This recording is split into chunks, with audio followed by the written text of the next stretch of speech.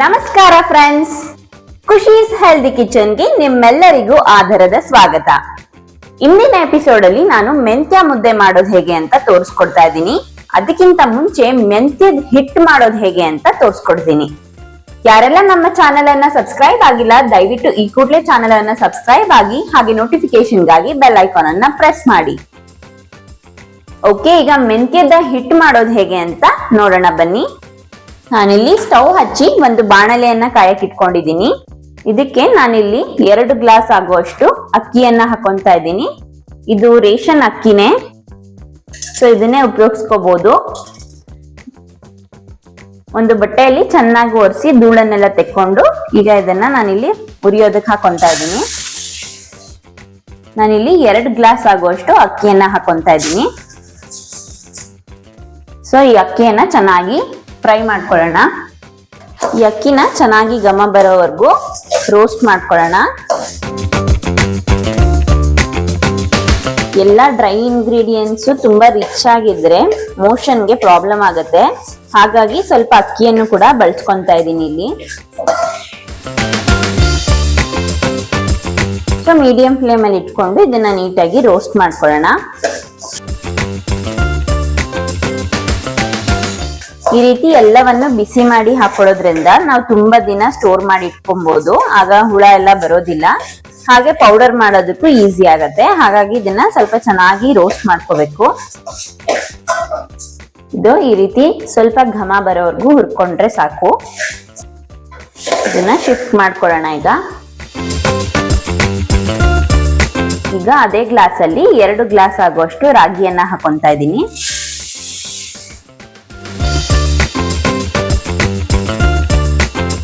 ಈ ರಾಗಿ ಅಕ್ಕಿ ಇದನ್ನೆಲ್ಲ ವಾಶ್ ಮಾಡಿ ಬಿಸಿಲಲ್ಲಿ ಒಣಗಿಸಿ ಅದಾಗಿದ ನಂತರ ಕೂಡ ನಾವು ಫ್ರೈ ಮಾಡ್ಕೋಬಹುದು. ಟೈಮ್ ಇಲ್ಲ ಅಂದವರು ಒಂದು ಬಟ್ಟೆ, ಕಾಟನ್ ಬಟ್ಟೆಯಲ್ಲಿ ಚೆನ್ನಾಗಿ ಒರೆಸ್ಬಿಟ್ಟು ಫ್ರೈ ಮಾಡ್ಕೊಂಡು ಇದನ್ನ ಪೌಡರ್ ಮಾಡಿಸ್ಕೋಬಹುದು. ಈಗ ರಾಗಿ ಫ್ರೈ ಆಗಿದೆ, ಇದನ್ನು ಕೂಡ ಶಿಫ್ಟ್ ಮಾಡ್ಕೊಳ್ಳೋಣ. ಈಗ ಅದೇ ಗ್ಲಾಸ್ ಅಲ್ಲಿ 2 ಗ್ಲಾಸ್ ಆಗುವಷ್ಟು ಉದ್ದಿನ ಕಾಳನ್ನ ಹಾಕೊಂತಾ ಇದ್ದೀನಿ.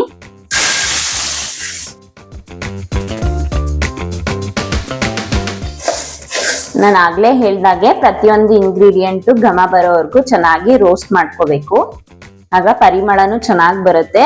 ಹಾಗೆ ಒಂದು ಕನ್ಸಿಸ್ಟೆನ್ಸಿ ಸಿಗುತ್ತೆ ನಮ್ಗೆ. ಸೀದಿಸ್ಕೊಂಡ್ಬಿಟ್ರೆ ಫ್ಲೇವರ್ ಎಲ್ಲ ಹಾಳಾಗ್ಬಿಡುತ್ತೆ. ಉದ್ದಿನ ಕಾಳು ತಿನ್ನೋದ್ರಿಂದ ನಮ್ಮ ದೇಹದ ಮೂಳೆಗಳಿಗೆ ತುಂಬಾನೇ ಶಕ್ತಿ ಕೊಡುತ್ತೆ. ಈ ಬೆನ್ನೋವು, ಸೊಂಟ ನೋವು ಇರೋದೆಲ್ಲ ಕಡಿಮೆ ಆಗುತ್ತೆ. ಸೊ ಹಾಗಾಗಿ ಉದ್ದು ನಮ್ಮ ದೇಹಕ್ಕೂ ಕೂಡ ತುಂಬಾನೇ ಒಳ್ಳೇದು. ಹೀಟ್ ಬಾಡಿ ಇರೋರ್ಗಂತೂ ತಂಪನ್ನು ಕೂಡ ಮಾಡುತ್ತೆ.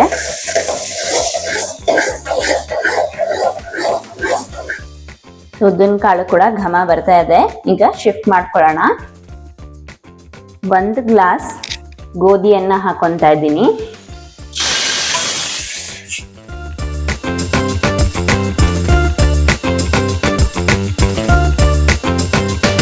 ಈಗ ಗೋಧಿನೂ ಕೂಡ ನೀಟಾಗಿ ರೋಸ್ಟ್ ಆಗಿದೆ.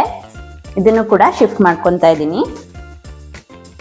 ಒಂದು 8 ರಿಂದ 10 ಏಲಕ್ಕಿಯನ್ನ ಹಾಕೊಂತಾ ಇದ್ದೀನಿ ಫ್ಲೇವರಿಗೋಸ್ಕರ. ಮೆತ್ತಗಿರುತ್ತೆ ಅಲ್ವಾ, ಕ್ರಿಸ್ಪಿ ಆಗಿದ್ರೆ ಪೌಡರ್ ಆಗೋದಕ್ಕೆ ಚೆನ್ನಾಗಾಗತ್ತೆ ಅಂತ ಈ ರೀತಿ ರೋಸ್ಟ್ ಮಾಡ್ಕೊಳ್ಳೋದು ಏಲಕ್ಕಿನ. ಇದು ರೋಸ್ಟ್ ಆಗಿದೆ, ಶಿಫ್ಟ್ ಮಾಡ್ಕೊಳ್ಳೋಣ.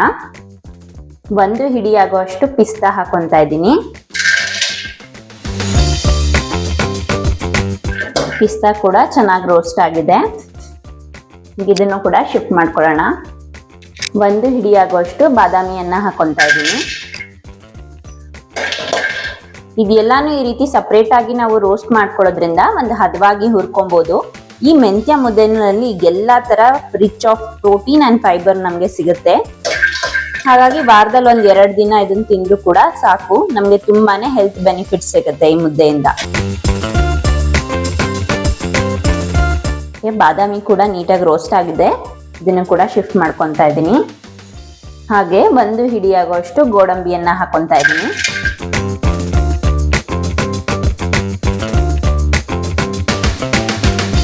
ಡ್ರೈ ಫ್ರೂಟ್ಸ್ ಒಂದೊಂದೇ ಹಿಡಿ ಹಾಕೊಂಡ್ರೆ ಸಾಕಾಗತ್ತೆ. ತುಂಬಾ ಜಾಸ್ತಿ ಹಾಕಿದ್ರೆ ಗಟ್ಟಿ ಬಂದ್ಬಿಡುತ್ತೆ ಮುದ್ದೆ. ಸ್ಮೂತ್ ಆಗಿರ್ಬೇಕಂದ್ರೆ ಸ್ವಲ್ಪ ಸ್ವಲ್ಪನೇ ಉಪಯೋಗಿಸ್ಕೊಂಡ್ರೆ ಸಾಕಾಗತ್ತೆ. ಚೆನ್ನಾಗಿ ರೋಸ್ಟ್ ಮಾಡ್ಕೊಂಡಿದ್ದಾಗಿದೆ. 1 ಗ್ಲಾಸ್ ಮೆಂತ್ಯ ತಗೊತಾ ಇದ್ದೀನಿ. ಇದನ್ನು ಕೂಡ ನೀಟಾಗಿ ಫ್ರೈ ಮಾಡ್ಕೊಳ್ಳೋಣ.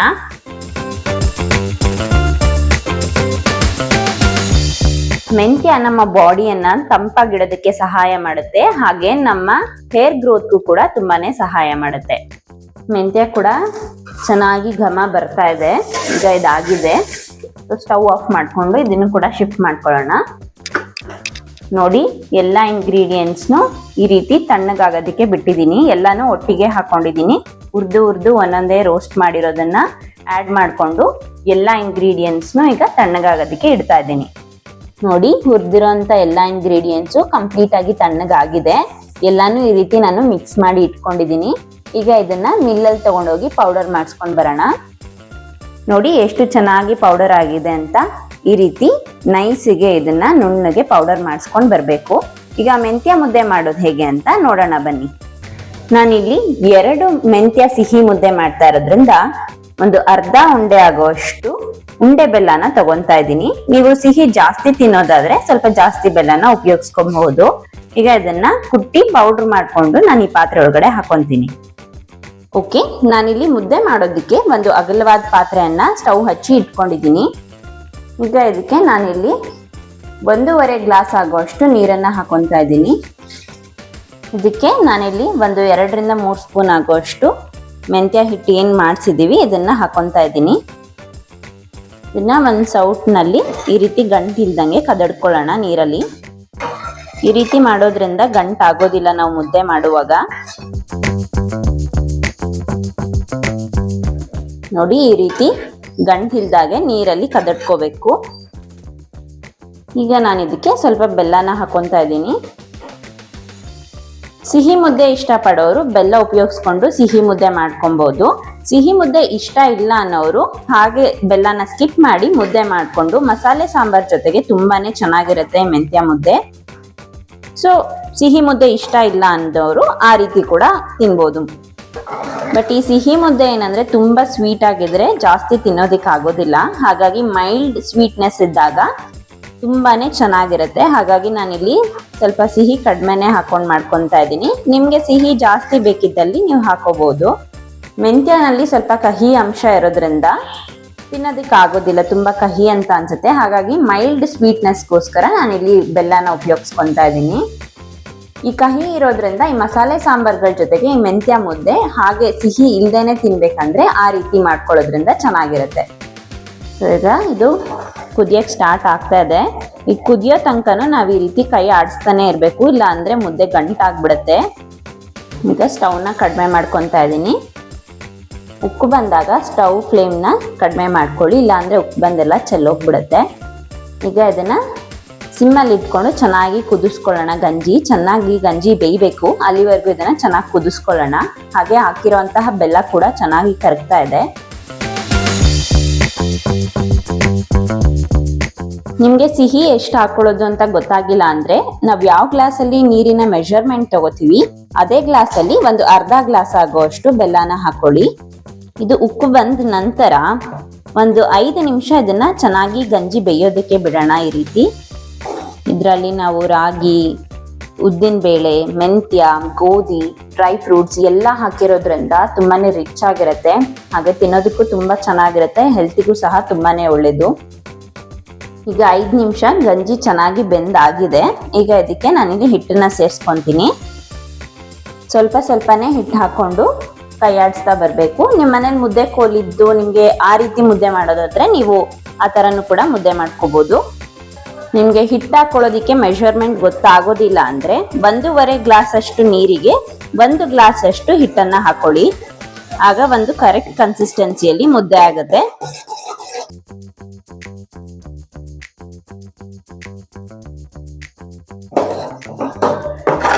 ನೋಡಿ, ಈ ರೀತಿ ಹಿಟ್ಟು ಹಾಕೊಂಡು ಒಂದೇ ಡೈರೆಕ್ಷನ್ ಅಲ್ಲಿ ಈ ರೀತಿ ಕೈ ಆಡ್ತಾ ಬರಬೇಕು. ಆಗ ಮುದ್ದೆ ಗಂಟು ಆಗೋದಿಲ್ಲ. ನೋಡಿ, ಈ ರೀತಿ ಮುದ್ದೆ ಮಾಡುವಾಗ ನೋಡಿ ಹೀಗಂದ್ರೆ ತಳ ಬಿಡಬೇಕು. ಈ ರೀತಿ ಆದಾಗ ಮುದ್ದೆ ಕನ್ಸಿಸ್ಟೆನ್ಸಿ ಕರೆಕ್ಟ್ ಆಗಿದೆ, ಚೆನ್ನಾಗಿ ಮುದ್ದೆ ಬೆಂದಿದೆ ಅಂತ ಅರ್ಥ. ಹೀಗೆ ಒದ್ದೆ ಕೈ ಮಾಡಿಕೊಂಡು ಈ ರೀತಿ ಮುಟ್ಟಿದಾಗ ನಮ್ಮ ಕೈಗೆ ಏನು ಅಂಟಬಾರ್ದು. ನೋಡಿ ಒಂದ್ ಸ್ವಲ್ಪನೂ ಅಂಟ್ತಾ ಇಲ್ಲ. ಹಾಗಿದ್ರೆ ಮುದ್ದೆ ರೆಡಿ ಆಗಿದೆ ಅಂತ. ಈಗ ಸ್ಟವ್ ಆಫ್ ಮಾಡಿಕೊಂಡು ಮುದ್ದೆನ ಉಂಡೆ ಕಟ್ಕೊಳ್ಳೋಣ. ನೋಡಿ ಈ ರೀತಿ ಒಂದು ಸಿಲ್ವರ್ ತಟ್ಟೆಯನ್ನ ತಗೊಂಡು ಇದನ್ನ ಸ್ವಲ್ಪ ಈ ರೀತಿ ಒದ್ದೆ ಮಾಡ್ಕೋಬೇಕು. ಒದ್ದೆ ಮಾಡಿಕೊಂಡು ಈ ರೀತಿ ಎಷ್ಟು ಸೈಜಲ್ಲಿ ನಮಗೆ ಬೇಕಾಗುತ್ತೆ ಮುದ್ದೆ ಅಷ್ಟು ಹಿಟ್ಟನ್ನ ಈ ಪ್ಲೇಟ್ಗೆ ಹಾಕೋಬೇಕು. ನೋಡಿ ಈ ರೀತಿ ಒದ್ದೆ ಕೈ ಸಹಾಯದಿಂದ ಮುದ್ದೆನ ಉಂಡೆ ಕಟ್ಕೋಬೇಕು. ನೋಡಿ ಒಂದು ಗಂಟಿಲ್ದೆ ಎಷ್ಟು ಚೆನ್ನಾಗಿ ಮುದ್ದೆ ರೆಡಿಯಾಗಿದೆ ಅಂತ.